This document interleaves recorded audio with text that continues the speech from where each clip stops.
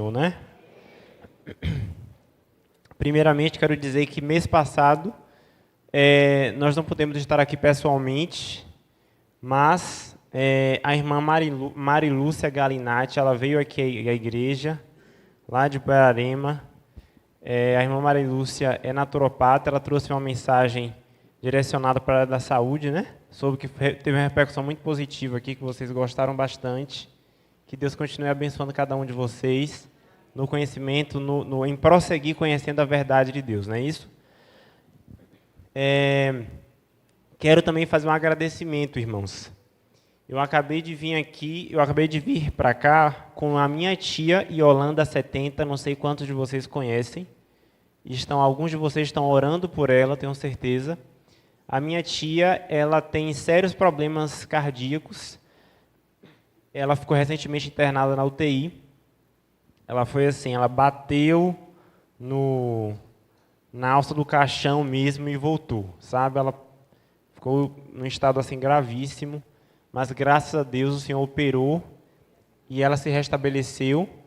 Só que ela estava para fazer um procedimento muito delicado, que é a cardioversão, que faz uma parada. Obrigado. Tia boa é assim, ela vem aqui tirar a embalagemzinha para o sobrinho beber água.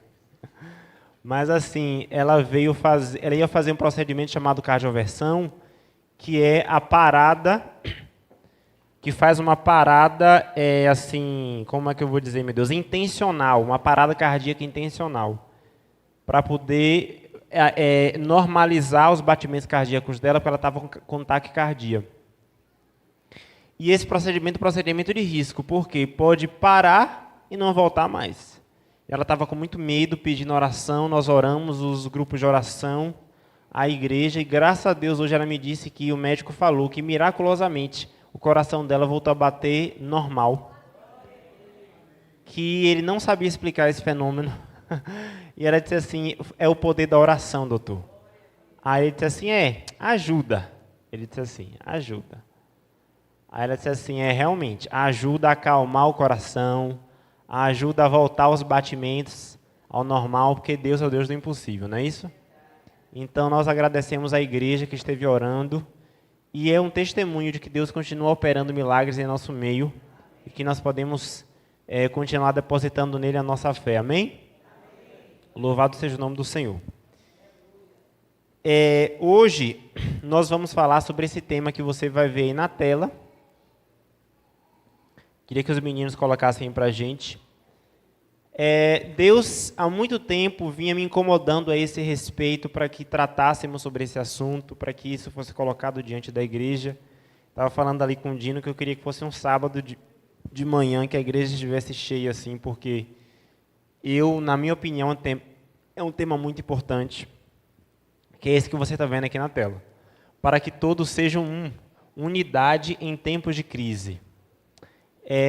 A gente sabe que a igreja está atravessando várias crises, de vários tipos. Não só a igreja, mas o mundo de um modo geral. E precisamos identificar as causas dessas crises e saber como reagir a cada uma delas enquanto igreja, enquanto corpo estabelecido por Deus. Portanto, esse será o tema do nosso estudo de hoje, dentro, claro, da perspectiva da proposta das quartas-feiras proféticas, que é fazer os estudos à luz dos testemunhos do Espírito de profecia e principalmente da Palavra de Deus. Queria saudar você que está aí em casa nos assistindo hoje, pela internet, que Deus te abençoe, que Deus te ilumine para que você daí se junte conosco no estudo da Palavra de Deus. Tá certo? Vamos abrir a Bíblia em João capítulo 17, por favor. João capítulo 17. Que é o tema do nosso estudo de hoje. É o texto base.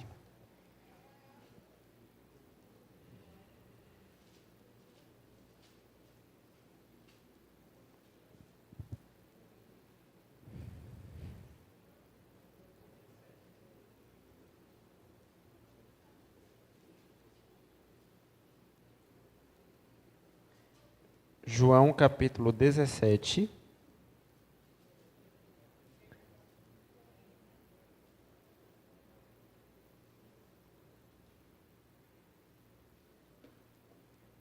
versos 20 a 23.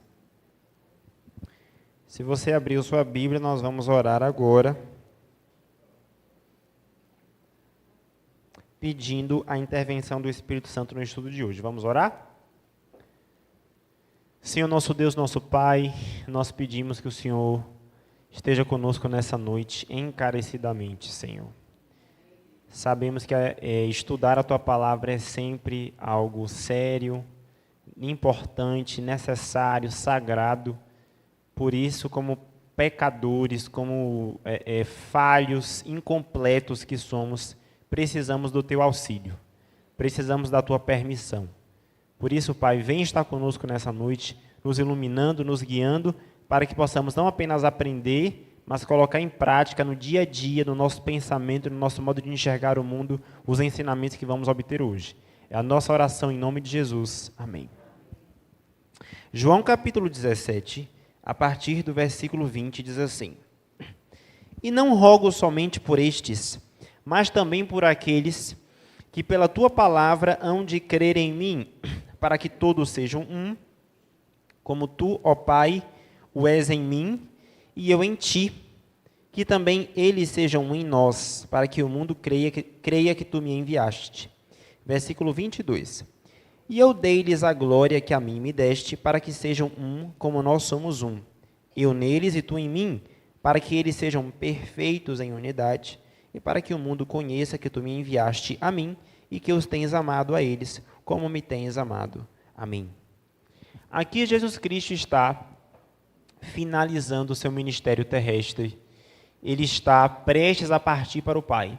Jesus havia vindo com duas missões básicas.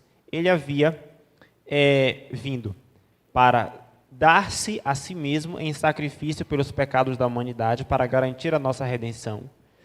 Mas ele também veio com um segundo propósito ainda mais abrangente do que isso. Jesus veio para revelar o caráter do Pai, de Deus o Pai, ao planeta Terra e aos mundos não caídos também, por conta da acusação que Satanás tinha lançado contra ele e contra a sua lei. Jesus Cristo, portanto, está terminando essa missão e ele deveria, ao ir embora, deixar uma igreja preparada, um povo pronto para cumprir a grande missão que seria confiada agora a este povo, que era pregar o evangelho em todo o mundo, como ele mais tarde vai dizer, mediante o poder do Espírito Santo.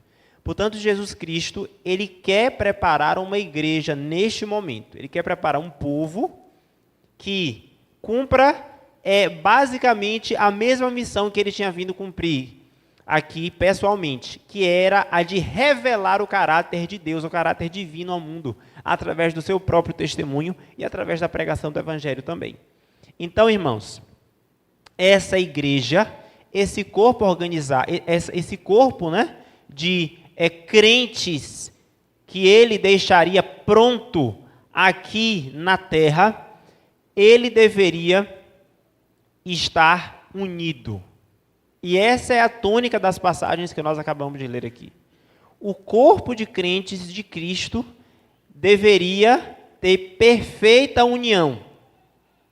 Eles deveriam ser perfeitos em unidade, sendo que essa unidade seria o que garantiria o sucesso do cumprimento da missão. A missão não poderia ser cumprida com o sucesso desejável sem que eles fossem perfeitos em unidade. Por isso que Jesus Cristo faz essa oração tão forte ao Pai. Ele pede: Pai, eu quero que eles sejam um entre eles, assim como nós, Tu e eu, somos um. Jesus Cristo havia dito isso várias vezes no seu ministério, nas suas pregações públicas. Ele disse: olha, eu e o Pai somos um. Não é? O que é que ele estava querendo dizer com isso? Que as três pessoas que compõem a divindade, que inclui também a pessoa do Espírito Santo, eles estão perfeitamente harmonizados em caráter, em ação e em propósito. São os três elementos que unem as pessoas da divindade: o caráter, o propósito e a missão. Então, da mesma forma, a igreja deveria ser unida. Os variados membros do corpo de Cristo deveriam estar harmonizados, unidos, não é? Em caráter, que deveria refletir o caráter do próprio Cristo. Como cristãos, devemos refletir o caráter de Cristo. Em propósito, pregar o evangelho a toda criatura. E em ação, a ação coordenada, unida, dos membros do corpo de Cristo, desse grande exército, como nós vamos ver mais adiante. Seria o token, o selo de que essa igreja é realmente a igreja de Jesus Cristo aqui na terra. Igreja, irmãos, é um conjunto de pessoas. Às vezes a gente comete alguns erros terminológicos com uma boa intenção, eu acredito. Ao dizer que, quem é a igreja? Aí muitos dizem, a igreja sou eu. Esse é um equívoco terminológico relevante, porque a igreja não sou eu. Eu sou um cristão, filho de Deus e membro do corpo de Cristo. O corpo de Cristo, o corpo, na verdade, ele significa a reunião de vários órgãos que, unidos, eles formam um corpo. Então, um corpo tem cérebro, ele tem coração, ele tem tecidos, ele tem fígado, ele tem rim, entendeu? O corpo, um organismo, ele é composto de várias partes que, reunidas em um sistema, permitem o perfeito funcionamento desse organismo. A mesma coisa acontece com a igreja. A igreja é a reunião de várias pessoas diferentes. E aqui é que está a grande questão. Nós somos diferentes em temperamento, sim ou não? Nós somos diferentes em culturas. Deus tem filhos espalhados por todos os cantos do planeta Terra. São várias culturas, são várias visões de mundo, são vários tipos de educação. Nós somos uma igreja, somos pessoas que têm dons diferentes. O Espírito Santo, diz a Escritura, distribui entre a igreja vários dons diferentes. Então, a mim, por exemplo, foi dado o dom da palavra, o dom da fala. A você foi dado o dom da recepção na porta da igreja. A você foi dado o dom da música. A outro foi dado o dom da administração. A uma outra pessoa foi dado um dom da administração. Nem todos têm os mesmos dons. Alguns têm mais de um dom, mas nem todos têm os mesmos. E o que é que isso significa?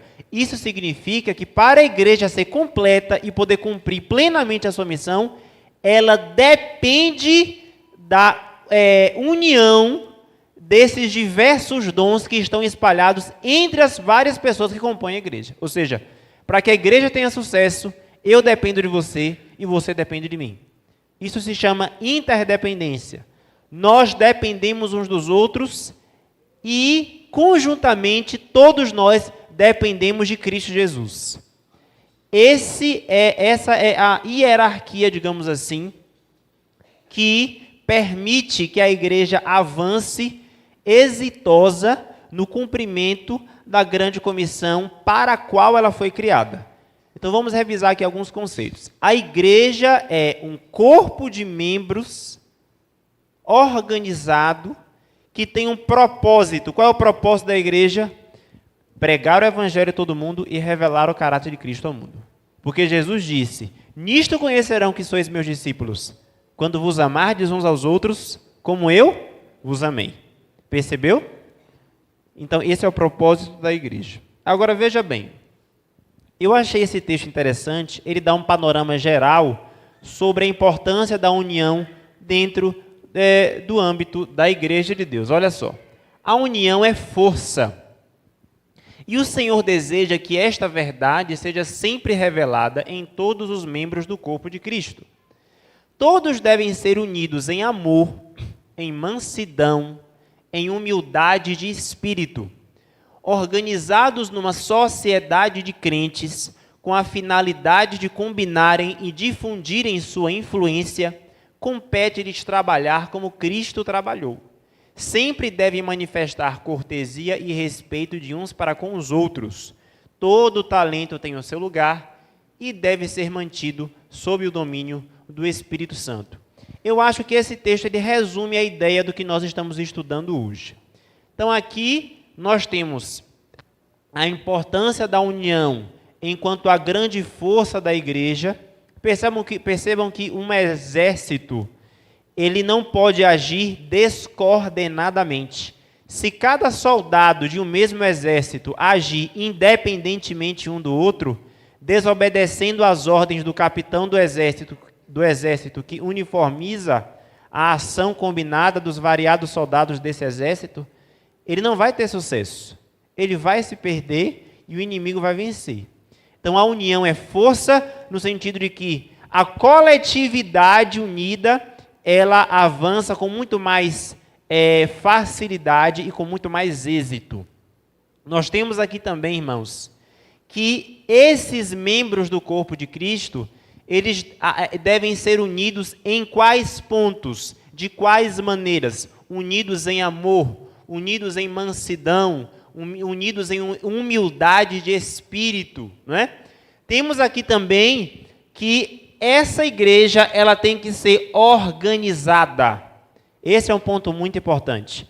A igreja de Deus, ela sempre foi organizada numa estrutura administrativa muito bem definida. Essa estrutura administrativamente bem organizada também é essencial para a unidade da igreja. Temos aqui também que os membros deste corpo, eles devem ter duas pautas nos seus relacionamentos interpessoais. Relacionamentos pautados na cortesia, como está ali em negrito, e também no quê? No respeito. Isso é muito importante e vamos ver por quê mais adiante. Primeiro, nós precisamos entender que a igreja não é só aqui está agora, a igreja é um movimento histórico, e assim que Cristo ele volta para o céu, ele organiza um corpo de 12 discípulos, que é responsável por fazer a pregação inicial do Evangelho. Nós sabemos que o Espírito Santo os empoderou para fazer esse trabalho, e como resultado, houve uma grande colheita de almas. E surge ali naquele momento, portanto, a chamada igreja primitiva. A grande marca da igreja primitiva, irmãos, era a união perfeita entre os seus membros. E as características dessa união nós temos aqui no livro de Atos, capítulo 4, quando diz o seguinte: quando o Espírito Santo foi derramado sobre a igreja primitiva, da multidão dos que creram era um o coração e a alma. O Espírito de Cristo tornou-os um. Este é o fruto de permanecer em Cristo. Então, quando o Espírito Santo caiu sobre eles, o grande fruto, o grande resultado da descida do Espírito Santo foi a unidade da igreja. Isso tem um grande impacto para a nossa realidade hoje, porque nós queremos que o Espírito Santo desça sobre nós, sim ou não? Sim, isso é o que nós mais pedimos e que nós mais queremos, porque sabemos que só assim nós vamos para o céu, certo? Para que, se o resultado do derramamento do Espírito é a unidade da igreja, o contrário também é verdadeiro. Se a igreja não estiver em perfeita unidade, o Espírito Santo não será derramado sobre nós. Isso significa, irmãos, que as divisões que muitas vezes existem entre nós, que são fruto, que são obras da carne, nas palavras do apóstolo Paulo, mas as obras da carne são manifestas, as quais são, ele vai listar um monte lá, entre elas, ele vai dizer, iras, dissensões, facções, entre outras. Então, as picuinhas que muitas vezes prevalecem em nosso meio são resultado, são uma manifestação de uma ausência da pessoa e da atuação do Espírito Santo de Deus. Quando o Espírito Santo não atua na igreja, o resultado é a divisão, entre os seus membros. Essa não era a condição da igreja primitiva, como nós vemos aqui. Olha só. E ele vai dizer mais. Não havia, pois, entre eles necessitado algum, porque todos os que possuíam herdades ou casas, vendendo-as, traziam o preço do que fora vendido e o depositavam aos pés dos apóstolos. E repartia-se a cada um, segundo a necessidade que cada um tinha. Então, nem financeiramente havia dissensão, havia falta de unidade na igreja, porque até mesmo os bens materiais eram repartidos entre os membros de maneira que não havia necessitado entre eles. Esse é, digamos assim, o alvo, o espelho, o modelo de unidade que o Senhor Deus quer reproduzir na igreja desses últimos dias. É para esse lugar que o Espírito Santo está nos conduzindo, desde que aprendamos como Ele fará isso e como avançaremos neste propósito. E como eu falei com vocês, Deus deixou uma igreja organizada.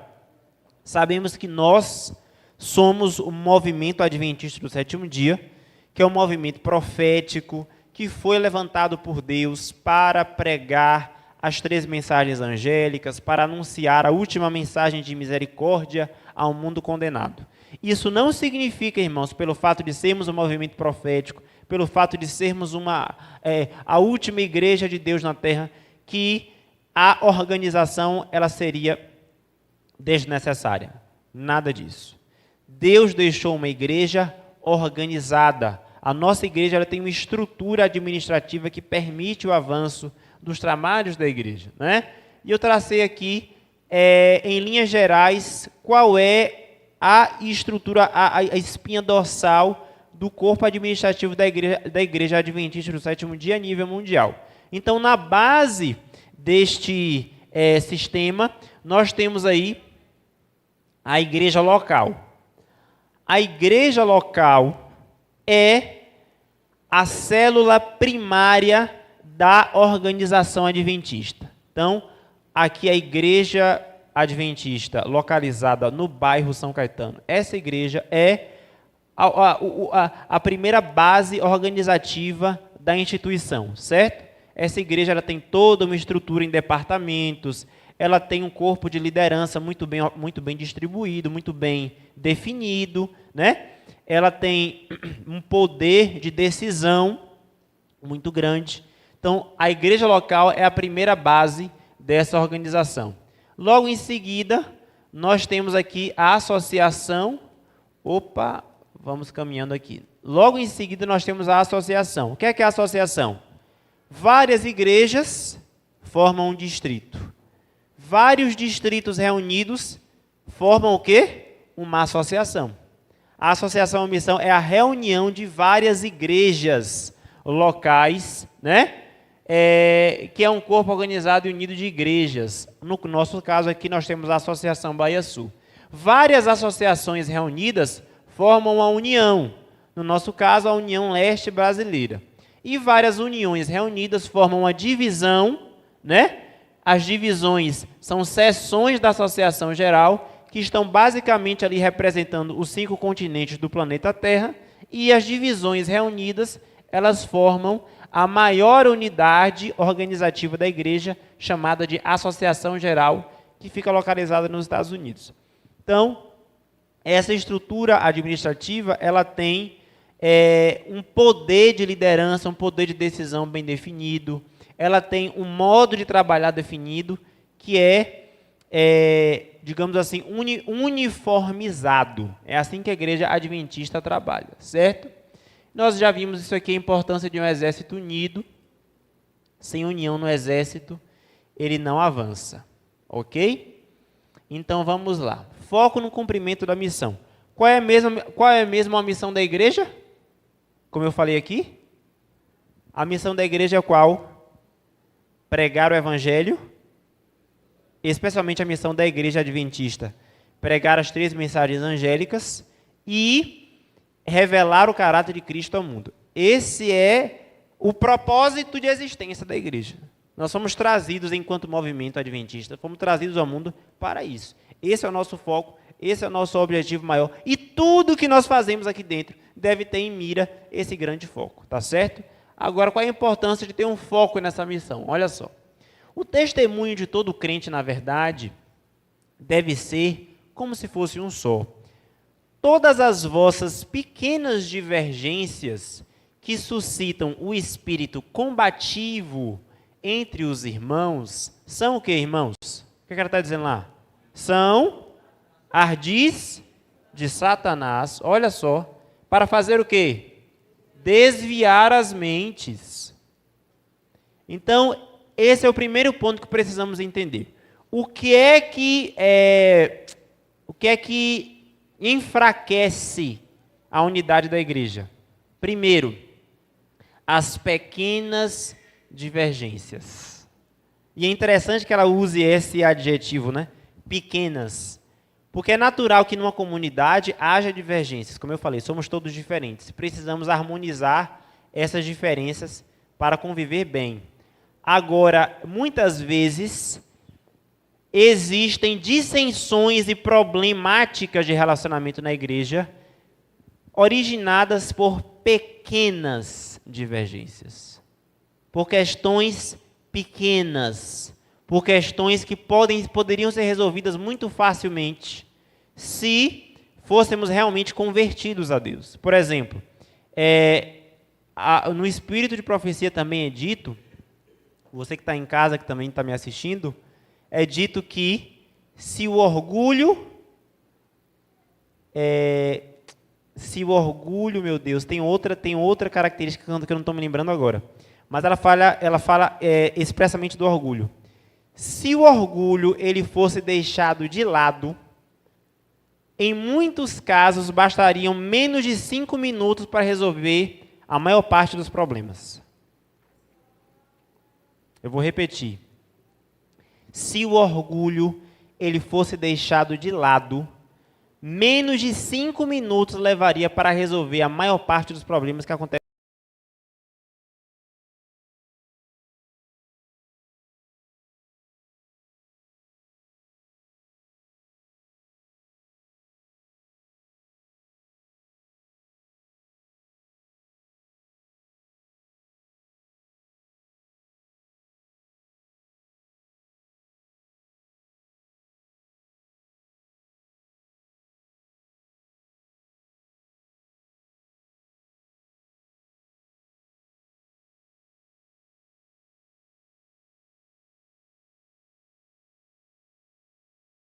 Artificiais na igreja, porque isso ofende a Deus.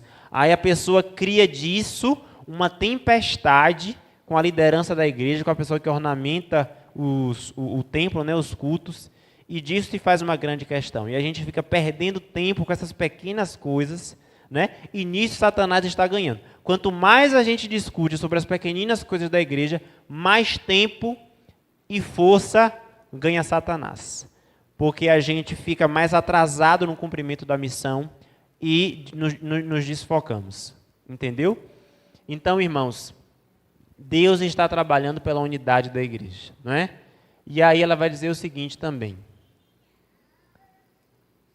Ela vai colocar aqui o seguinte para a gente. Opa, pronto. Como eu falei, nós somos uma organização, somos um corpo organizado e precisamos trabalhar dentro dessa perspectiva. Só que, muitas vezes, você vai discordar da forma como a igreja está sendo administrada. E aqui vem um ponto muitíssimo importante. Por quê? Jesus disse que nessa igreja aqui conviveriam duas classes de pessoas. Quais são essas duas classes? O joio e o trigo, certo? Primeiro ponto. Quem define quem é o joio e trigo? Deus. Sou eu? Nem você. Esse é o primeiro ponto.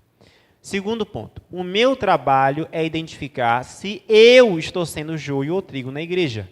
Pelas minhas ações, pelas minhas escolhas, pela minha conformidade ou não com o que está escrito e revelado na palavra de Deus e nos testemunhos proféticos. Então, primeiro, é Deus quem vai determinar quem é o trigo e quem é o joio. Segundo, o meu trabalho é identificar se eu estou sendo o trigo ou estou sendo o joio. Terceiro ponto. Existe joio apenas entre os membros ou também existe joio na liderança da igreja? Em todas as esferas. A liderança da igreja, ela é a primeira, na verdade, a ser atacada pelo inimigo, porque combatendo a liderança à frente de combate do exército, né, à frente da linha de ataque, ele tem mais facilidade para combater, para derrubar o restante dos soldados que estão ali naquele exército. Então, líderes corrompidos, eles sempre existiram e sempre existirão. Muitas vezes, nós iremos nos indignar com determinadas decisões administrativas que estão acontecendo na igreja. E aqui começa o nosso estudo a ficar mais sensível. Tá? Existem decisões emanadas da instituição adventista do sétimo dia hoje, com as quais, por exemplo, eu não concordo, e é óbvio que eu não vou aqui dizer quais são as que eu não concordo, porque o meu papel aqui não é polemizar. Tenho certeza que você também já teve alguma discordância com algumas dessas decisões. Só que qual deve ser a minha reação diante dessas discordâncias? Esse é o ponto. Vocês lembram do caso de Hófni e Finéias? Quem eram Hófni e Finéias? Os filhos de quem? Os filhos de Eli. Eles eram sacerdotes instituídos por Deus, ali dentro da família dos levitas, filhos do sumo sacerdote, completamente enquadrados ali dentro dos requisitos objetivos para assumir a função do sacerdócio. Eles estavam ali indicados por Deus, mas eram pessoas completamente corruptas. E eles degradavam e traziam opróbrio sobre o serviço do templo, sobre a obra do Senhor Deus de Israel. Quanto tempo eles ficaram naquela situação? Muitos anos. Muito tempo. E Deus, aí vem a pergunta, Deus, ele não estava vendo a corrupção daqueles sacerdotes? Ele estava dormindo? E por que Deus permitiu que eles ficassem ali naquela condição, dentro da igreja? Administrando as coisas, as suas próprias coisas, a própria obra do Senhor. Deus permitiu. Deus tolerou que líderes corruptos estivessem atuando. Só que chegou um determinado momento em que Deus enviou uma mensagem para o profeta Eli, para o sacerdote Eli, na verdade, avisando da destruição dos seus filhos e dele próprio, porque não teve coragem moral suficiente para repreendê-los, né? E aí eles continuaram da mesma forma, não se arrependeram, e Deus então trouxe o juízo sobre eles. Eles guerrearam contra os filisteus e morreram os dois no mesmo dia. O que é que isso significa, irmãos? Existem Hófnis e Finéias até hoje dentro da igreja. Existe liderança corrupta na igreja? Com certeza. E eu creio que em uma proporção muito maior do que existiu naquela época, porque hoje os tempos são muito piores do que naquela época. Com toda certeza. Quem vai trabalhar para tirar essa liderança corrupta? Combater os pecados cometidos pela liderança? Sou eu, membro da igreja? Não. É Deus. Deus é o dono da igreja. Deus é que está à frente da missão. Deus é que administra todas as coisas. E Ele é que vai tomar as providências cabíveis, assim como fez no caso de Hófni e Finéias. Esse é um ponto muito importante. De modo que, se a igreja está eventualmente tomando um rumo com o qual eu não concordo, se na minha visão a igreja está se perdendo no seu propósito ali de missão, eu preciso compreender que Deus ainda está à frente desse barco, como nós vamos ver aqui adiante, e que meu papel é acreditar que Deus ainda está no controle das situações. Quando eu decido me afastar desse corpo organizado, me afastar dessa igreja, por entender que ela não está andando ou seguindo no ritmo que eu gostaria ou que eu penso que é correto, eu estou agindo contra a vontade de Deus. Olha o que ela fala aqui, ó. Num ponto temos de estar de guarda, isto é, a independência individual. O que é isso?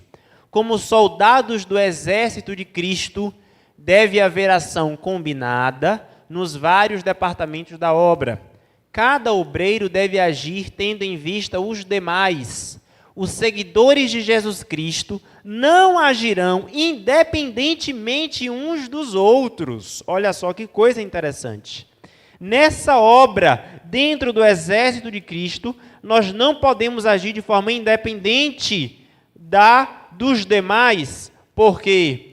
Porque nossa força tem de estar em Deus, diz ela, e deve ser dirigida expressando-se em ação nobre, concentrada. Não deve ser desperdiçada em movimentos destituídos de sentido. Vamos ver o que ela mais tem a dizer a esse respeito. Olha que coisa interessante, meus irmãos. Tomais passagens dos testemunhos, isso aqui é Mensagens Escolhidas, volume 1, tá? Olha o que ela fala. Tomais passagens dos testemunhos que falam do fim do tempo da graça, da sacudidura do povo de Deus, e falais da saída dentre esse povo de um outro povo mais puro, mais santo, que surgirá. Ora, tudo isso agrada a quem? Tudo isso agrada a quem, irmãos? Ao inimigo. Estejam comigo aqui, olha só. Quem aqui já ouviu falar sobre isso? Que dessa igreja, vai sair um remanescente fiel, mais puro, mais santo, porque essa igreja já está corrompida, e que esse remanescente mais puro, esse outro grupo mais puro e santo, é que vai cumprir a obra. Quem já ouviu falar isso aqui na igreja? Levanta a mão, por favor, para eu ver. Ninguém aqui nunca ouviu falar sobre isso, mas existem pessoas que pensam assim.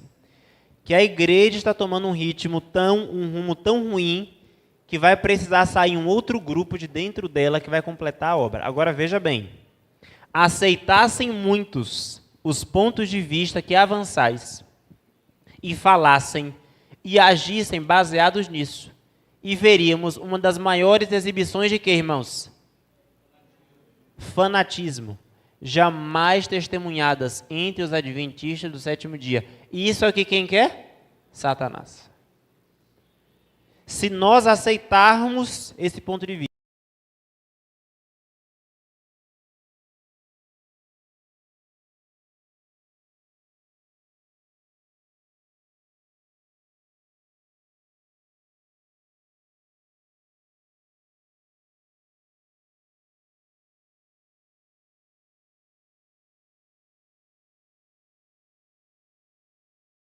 irmãos, isso tudo que nós estamos vendo sobre a organização da igreja e a ação, e como Deus considera a ação independente, ele está nos levando para um rumo específico. Olha só. Sei que o Senhor ama a sua igreja. Ela não deve ser desorganizada ou esfacelada em átomos independentes. Não há nisto a mínima coerência. Não existe a mínima evidência de que tal coisa venha a se dar. Digo-vos, meus irmãos, que o Senhor tem um corpo organizado, por cujo intermédio ele irá operar. Então a igreja de Deus é o quê? A igreja adventista do sétimo dia. Não são grupos independentes. A igreja de Deus, repito, é a igreja adventista do sétimo dia, tal qual ela está organizada hoje. E aí ela vem e diz: quando alguém se afasta do corpo organizado do povo que observa os mandamentos de Deus, quando começa a pesar a igreja em suas balanças humanas e a acusá-la, podeis saber que Deus não o está dirigindo. Ele se encontra no caminho errado. Quando alguém se afasta da igreja adventista do sétimo dia e começa a julgar essa igreja, a condenar essa igreja, a acusar essa igreja, por qualquer motivo, principalmente quando expõe os erros da igreja ao público nas redes sociais, essa pessoa está prestando um desserviço à causa adventista. A causa do evangelho, eu digo melhor. Por quê? Se eu tenho uma família e tenho membros da minha família, parentes meus, que estão causando problemas aqui dentro, eu nunca, jamais vou no meu Instagram, no meu Facebook, no YouTube, dizer que meu parente A ou B está causando tal ou qual problema dentro da minha família. Porque eu amo a minha família e quero preservá-la. Se a igreja é a nossa família, se somos irmãos, vamos ter a sensatez, né? Vamos ter a sabedoria vinda de Deus para aconteceram problemas aqui, vamos resolver onde? Aqui dentro. Roupa suja se lava em casa. Então é isso que ela está querendo dizer, irmãos. Quando nos arrogamos a condição de juízes da igreja, quando dizemos, olha, o dízimo... Deixa eu te falar uma coisa. Eu tenho certeza que você em algum momento já discordou da administração dos dízimos na igreja. Eu tenho certeza disso. Que isso é um ponto que incomoda muita gente. O que é que você vai fazer diante dessa situação? Você vai deixar de dar o dízimo? Isso já passou pela sua cabeça? Responda para você mesmo. Já passou pela sua cabeça deixar de dar o dízimo, deixar de dar as ofertas na igreja, porque esse dinheiro está indo para o caminho errado que você acha que não deveria ir? Você está vendo quais são as implicações do que nós estamos estudando hoje? Se a igreja é o corpo organizado de Cristo, irmãos, precisamos entender que Cristo é o dono da igreja. E quem resolve os problemas da igreja, irmãos, não somos eu nem você, é Cristo. Se algo está sendo feito fora dos padrões, fora do rumo que deveria estar, quem vai dar esse rumo, quem vai devolver a igreja ao rumo correto, não somos nós, é o dono dela, que é Cristo Jesus. É isso que ela está querendo dizer. Olha só. Nenhum conselho ou sanção é dado na palavra de Deus para os que creem na mensagem do terceiro anjo, sejam levados a supor que podem agir independentemente. Podeis assentar isso para sempre em vossa mente. São as maquinações de espíritos não santificados que tendem a promover um estado de desunião na igreja. O que é que isso significa?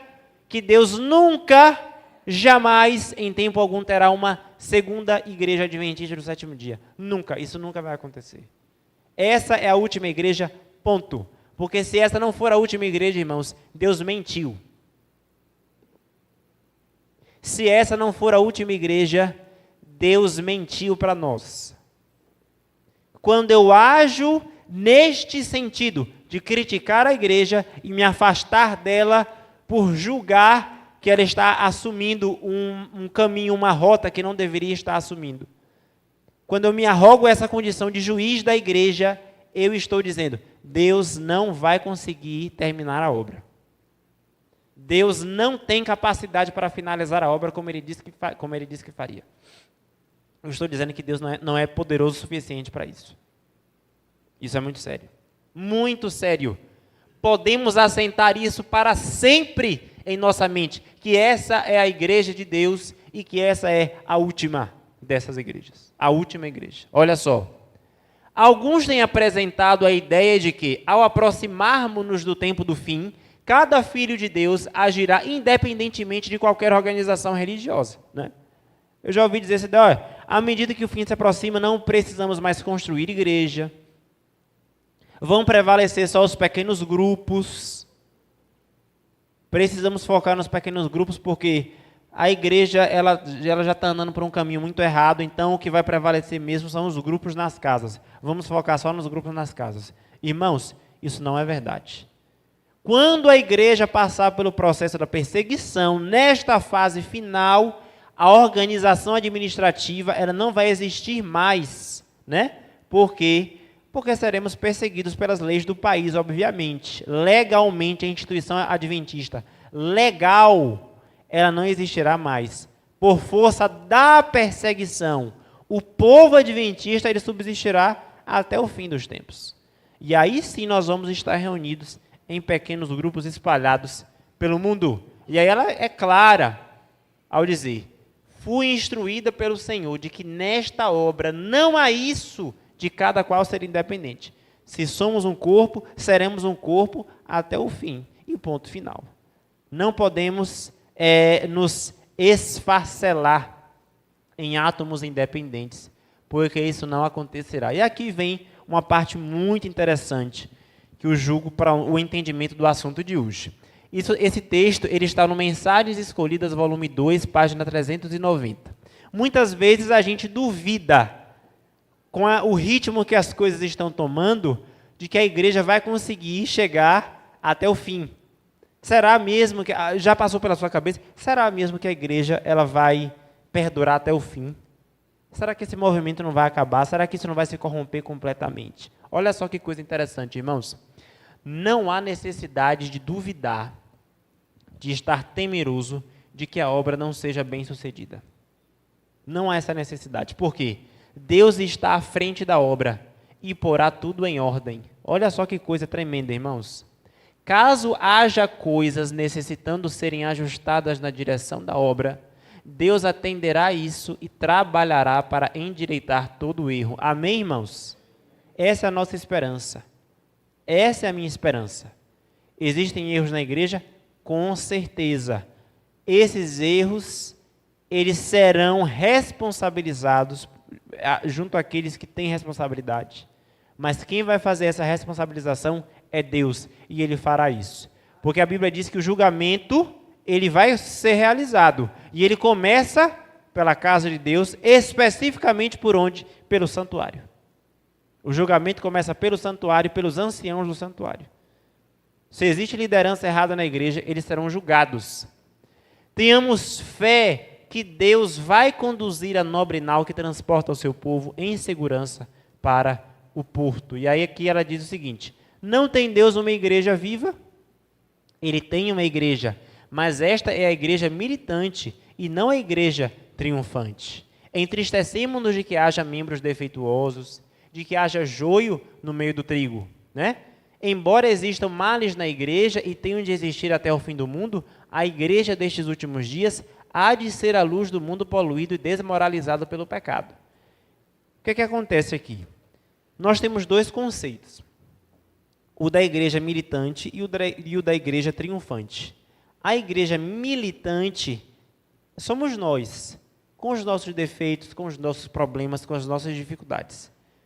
A igreja imperfeita. A igreja militante é a que existe hoje, é a que está militando, ou seja, lutando para chegar ao céu. E quando Jesus Cristo voltar, nós teremos a igreja triunfante, que é a igreja perfeita, né? Sem mácula, nem ruga, nem coisa semelhante. A igreja que vai estar preparada para a trasladação eterna. A igreja completa. Então, você precisa entender isso.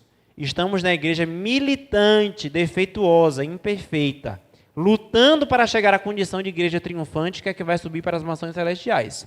E apesar de sermos a igreja militante, ela diz o seguinte, o que você está vendo aí na tela: a igreja débil e defeituosa, precisando ser repreendida, advertida e aconselhada, é o único objeto na terra ao qual Cristo confere sua suprema consideração. Então, com todos os nossos problemas, ainda somos o objeto na terra mais precioso, mais querido para Cristo Jesus. E isso é muito lindo, é muito maravilhoso, isso nos dá esperança. E ela fala também aqui, Satanás operará seus milagres para enganar, estabelecerá seu poder como supremo. A igreja talvez pareça como prestes a cair, mas não cairá. Qual é a imagem que vem à sua cabeça quando você lê um texto como esse? De alguém que está prestes a cair. O que é que você enxerga quando você lê ou ouve isso? Olha, fulano de tal está prestes a cair. O que é que isso significa para você? Quero que você me responda. Qual é a imagem que vem para a sua cabeça? Quero que você fale mesmo. Independentemente de questão de igreja. Quando fala assim, fulano está ali prestes a cair. O que é que isso significa? Pode cair ou não. O que mais? Sim, mas qual é a imagem que você tem? A imagem física mesmo. O que é que está acontecendo?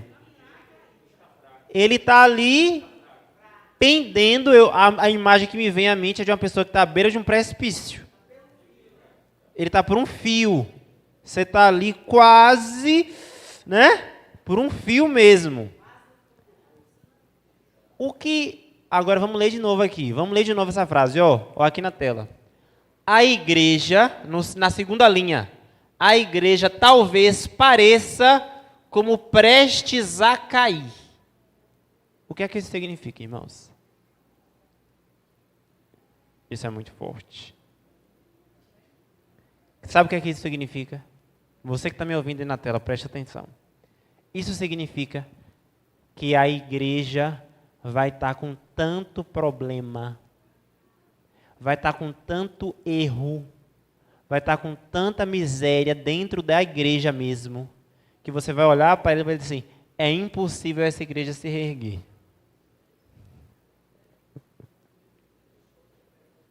Você vai olhar para a igreja e vai dizer assim, essa igreja não tem mais jeito.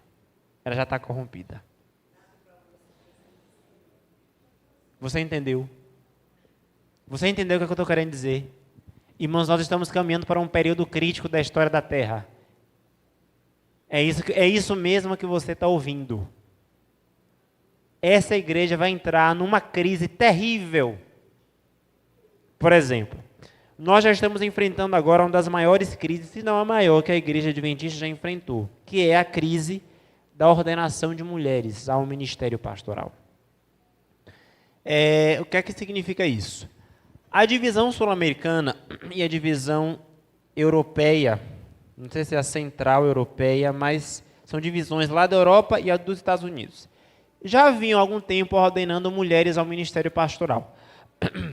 E isso contraria uma diretriz expressa da deliberação da Associação Geral, porque a Associação Geral, em caráter reiterativo, já decidiu pela pela impossibilidade de ordenação de mulheres ao ministério pastoral. O que é que significa isso, traduzindo, né? Que mulheres não podem ser pastoras. É isso que significa. Só que o que é que deveria acontecer? Uma ordem, uma decisão da Associação Geral, ela é obrigatória e vale para todas as divisões. Todas deveriam acatar e se submeter. Mas aí o que é que aconteceu? A divisão norte-americana, ela simplesmente se rebelou. Ela não acatou a decisão da associação, da Conferência Geral e continuou ordenando mulheres ao ministério pastoral e não demitiu as outras pastoras que já existiam nessas divisões. Isso está acontecendo até os dias de hoje. Essa crise ainda não foi resolvida. E por que isso é relevante? Porque eles ameaçaram fazer um racha na igreja.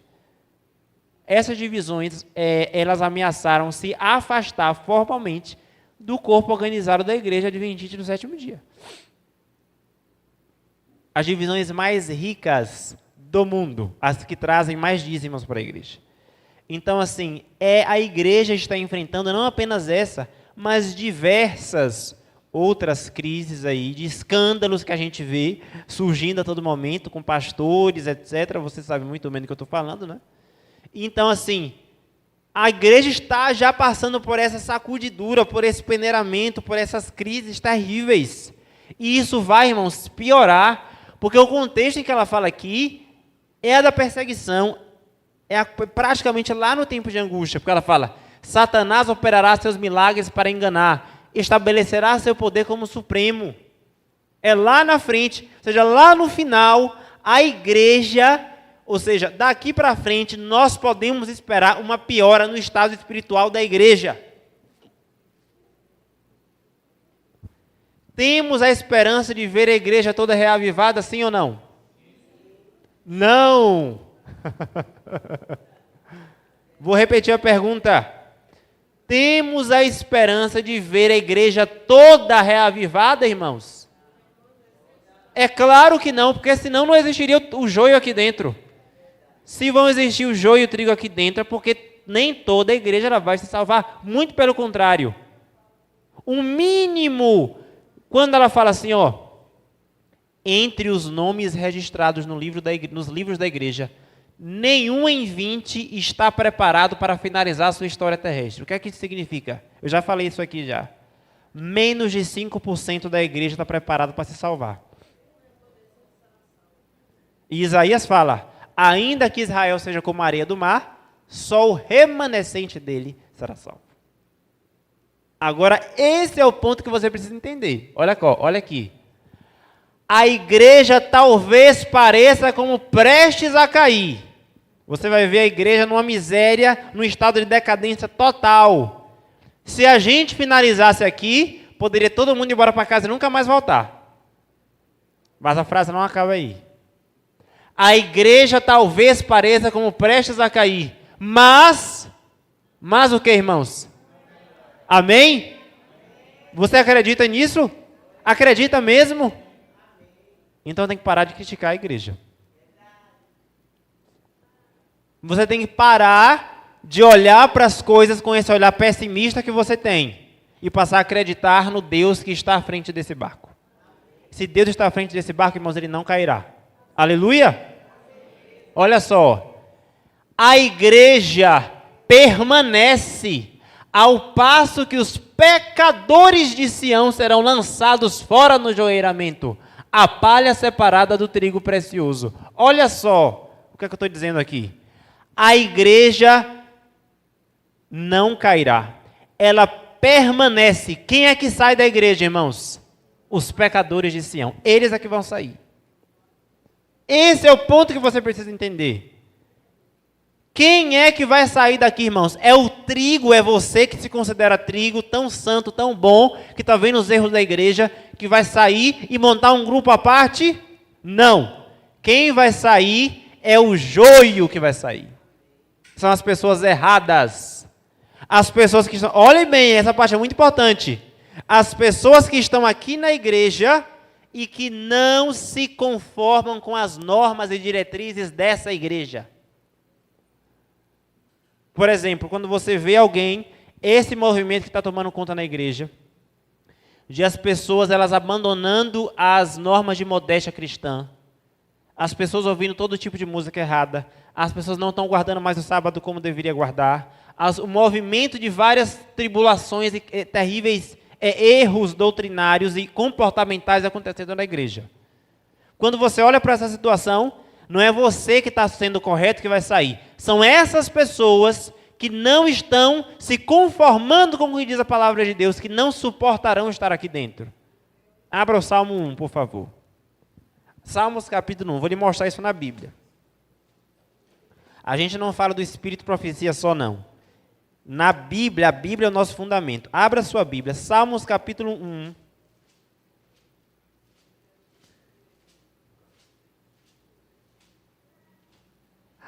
Eu estava tão cansado no início da mensagem, agora Deus me deu uma força.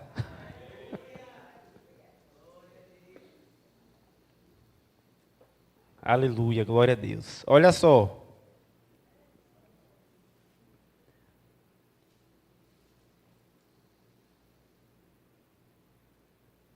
Ele está falando do homem segundo o coração de Deus, não é isso? O Salmo 1. E ele fala assim, versículo 3.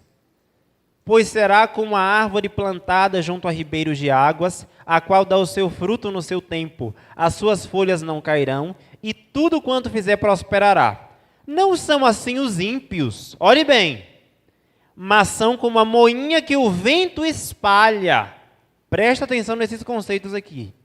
Por isso os ímpios não subsistirão no juízo, nem os pecadores onde, irmãos? Na congregação dos justos. Porque o Senhor conhece o caminho dos justos, porém o caminho dos ímpios perecerá. Os ímpios são como a palha, a moinha que o vento espalha. Qual é a figura do joeiramento, do peneiramento no antigo Israel? Eles pegavam, debulhavam as espigas de trigo, que vinham junto com as restos de palha, né? Aí eles no lagar, que é um local assim,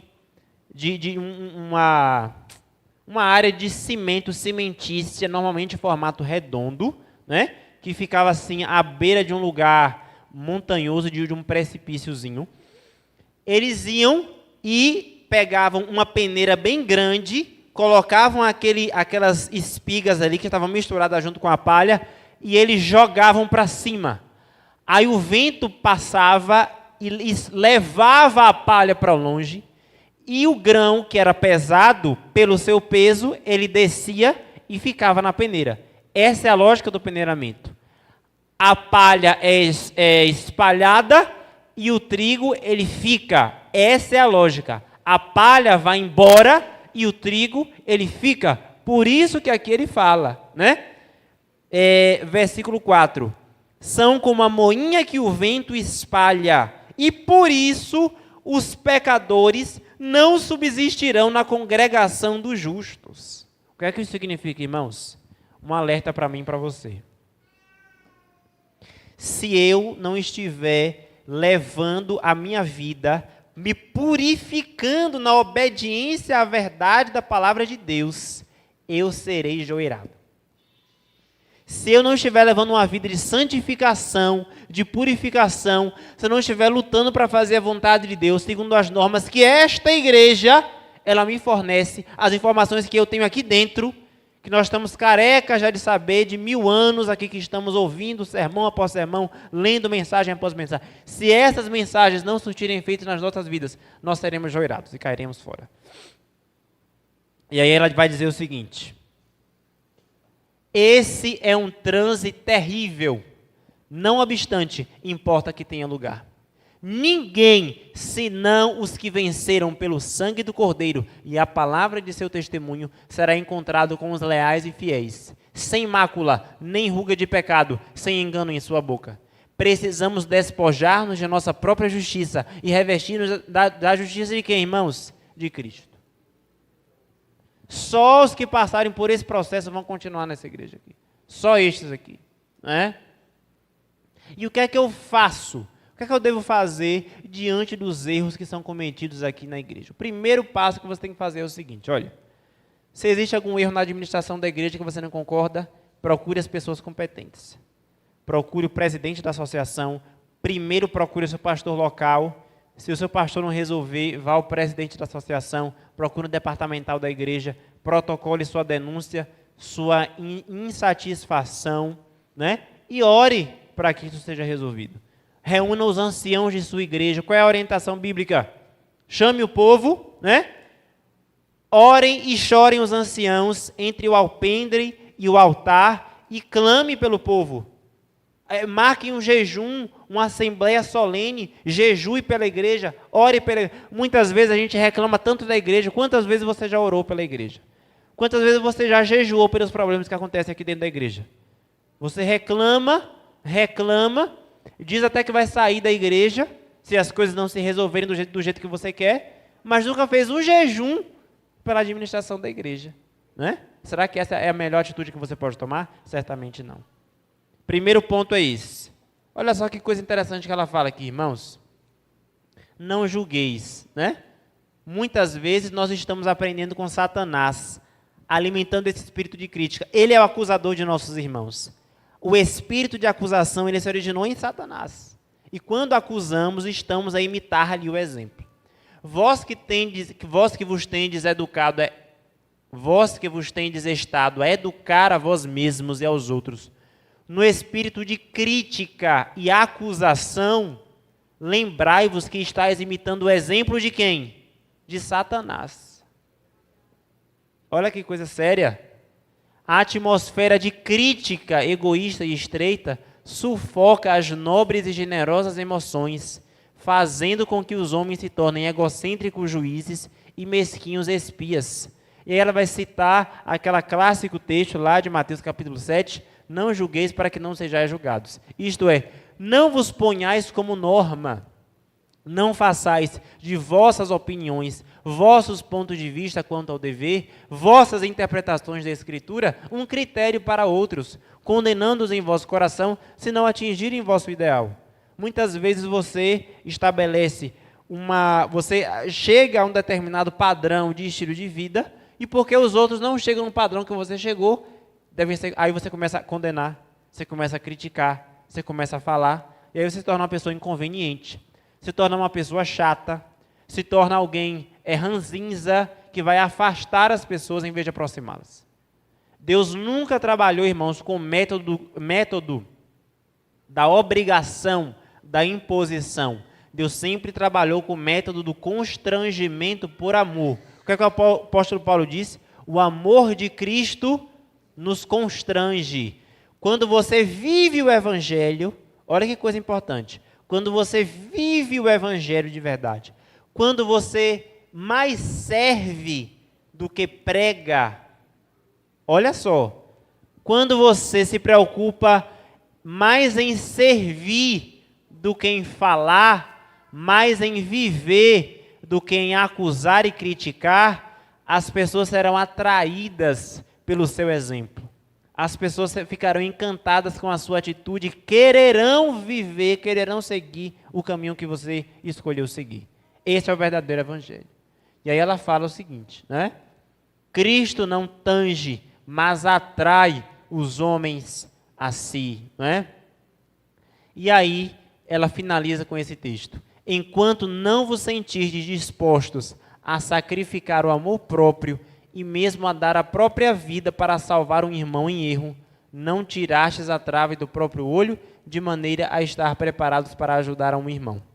Quando assim fizerdes, podeis aproximar-vos dele e tocar-lhe o coração. Pessoa alguma já foi conquistada de um caminho errado por meio de censura e exprobrações, mas muitos têm sido afastados de Cristo e levados a cerrar o coração contra a convicção da culpa.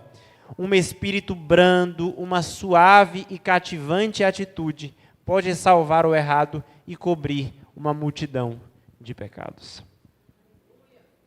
Eu queria que a gente começasse a pensar mais sobre isso. Se eu vejo os erros que estão acontecendo na igreja, seja com irmãos mesmo, se eu vejo que algum irmão está trilhando por um caminho errado, se eu ouvi falar que irmão A ou B está praticando tal ou qual pecado, primeiro eu preciso olhar para mim mesmo. Porque eu não posso querer tirar o cisco que está no olho do outro se eu tenho uma trave no meu próprio olho. É isso que ela está falando aqui. Então, enquanto eu não me conscientizar da minha própria situação pecaminosa, eu não tenho autoridade para corrigir ninguém. Se eu não tenho autoridade para corrigir o irmão, o que dirá corrigir a administração da igreja? Eu acho que precisamos dar uns 2 passos atrás antes de criticar qualquer liderança, porque posição de liderança, irmãos, é um peso que se você ainda não assumiu, você não tem ideia do que é. Estar numa posição de liderança é receber cobranças, é ter uma responsabilidade sobre um todo que pesa. E esse peso, ele deve ser levado em consideração antes de a gente fazer qualquer crítica ou de fazer qualquer outro tipo de cobrança. Então, somos uma igreja, somos a igreja de Deus, amém? Quem é a igreja de Deus? Nós. Qual é o nosso nome? Qual é o nosso nome? Nós somos cristãos, mas qual é o nosso nome? Ih, você não prestou atenção no seu irmão, não. Vou embora. Qual é a igreja de Deus na terra, irmãos? Adventista do 7º dia. Tem nome e tem sobrenome. Vocês têm medo de dizer isso? Tem medo? Diga, nós somos a igreja de Deus, a igreja adventista do 7º dia. Essa igreja tem uma missão. Se não formos unidos em perfeita unidade, se não tivermos perfeita união, não poderemos cumprir essa missão com êxito. Satanás trabalha para causar a discórdia na igreja, a divisão, a dissensão, quando nos odiamos uns aos outros, quando somos intolerantes, quando não tratamos uns aos outros com respeito e com a cortesia devidas, quando não amamos uns aos outros com o Espírito de Cristo. Deus tem uma igreja organizada. Ao nos afastarmos do corpo organizado de Cristo, nós estamos fazendo o que Satanás quer. Satanás deseja que você se afaste dessa igreja. Satanás deseja que você passe a focar só nos erros da igreja, que você se ocupe apenas em criticar, julgar, acusar e pesar a igreja nas suas próprias balanças. Saiba, porém, que ao fazer isso, você está fazendo exatamente o trabalho do inimigo. O nosso trabalho é o de nos unir à igreja, de usar a nossa influência, a nossa consagração, a nossa fé para ajudá-la, para erguê-la e não para atirar nela e enfraquecê-la. Que Deus te abençoe. Que Deus te ajude para que unidos nós possamos trilhar esse caminho até a volta de Jesus. Amém? Deus seja louvado. Nós vamos orar agora. Vamos ficar em pé e vamos orar.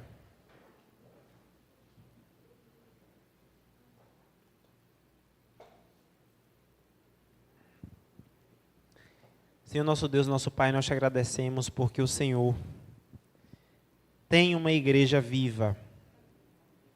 Essa igreja sou eu, essa igreja são os meus irmãos que estão aqui, somos nós unidos. E eu peço, Senhor, que o Senhor nos dê o espírito da unidade. Me ajude, Senhor, a jamais me achar melhor do que ninguém que está aqui dentro. Ajude-nos, Senhor, a sermos unidos em amor, em mansidão, em humildade de espírito, Pai. Tira de nós o orgulho, tira de nós o espírito combativo, as pequenas divergências, a vontade, Senhor, de prevalecermos uns sobre os outros, de sermos maiores do que os outros, Senhor, de sermos os juízes da igreja, de criticarmos e acusarmos, e muitas vezes, Senhor, até mesmo nos afastarmos desse corpo organizado que Tu deixaste aqui na terra. Ó Senhor, tem misericórdia de nós, guia-nos como a um só rebanho, e esse rebanho tendo um só pastor. Por favor, Pai, nos ajude a permanecer juntos, unidos, até aquele grande dia. E que naquele grande dia, Senhor, nós possamos nos ver e nos abraçar uns aos outros, lá naquela nuvem, Senhor. Aquela nuvem que nos levará até os portões da cidade de ouro e de cristal. É a nossa oração nessa noite, em nome de Jesus. Amém. Amém.